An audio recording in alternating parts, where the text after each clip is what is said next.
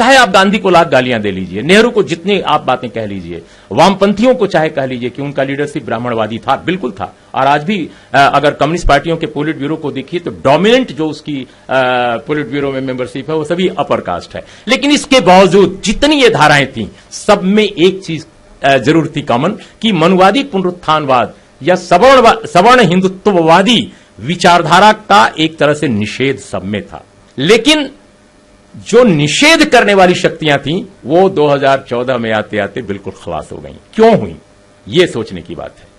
तो मुझे ऐसा लगता है कि जो हारी हुई शक्तियां थीं, चाहे वो हिंदू महासभा हो, चाहे वो संघ हो, चाहे जनसंघ हो, स्वतंत्र पार्टी हो, प्रजा परिषद हो, कश्मीर वाली प्रजा परिषद, ये सभी लंबे समय तक काम करती रही समाज में।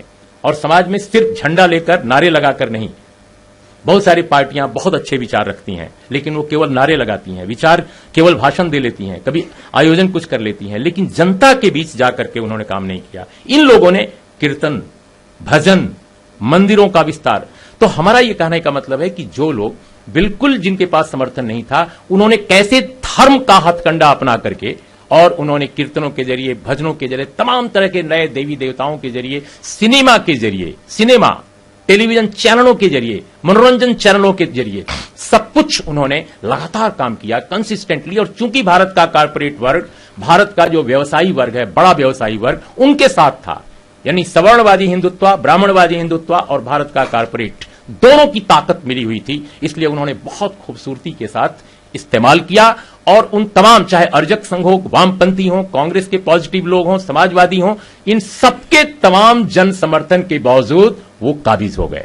इसलिए उनके काबिज होने के पीछे एक मेहनत है। प्लीज आप इस बात को समझिए, वरना फिर आप इतिहास में बार बार गलतियां करते जाएंगे। उन्होंने मेहनत की, उन्होंने फ्रॉड का एक बड़ा तंत्र खड़ा किया, उन्होंने मिथ्या का एक बहुत बड़ा दार्शनिक ढांचा खड़ा किया। और आप सिर्फ नारों में, सिर्फ अच्छी बातों में लगे रह गए कि आपके पास इतिहास है, आपके पास विरासत है, आपके पास दर्शन है, आपके पास विचार है, आपके पास अंबेडकर है, आपके पास बुद्ध है, आपके पास सब कुछ है, लेकिन आप जनता के बीच नहीं थे।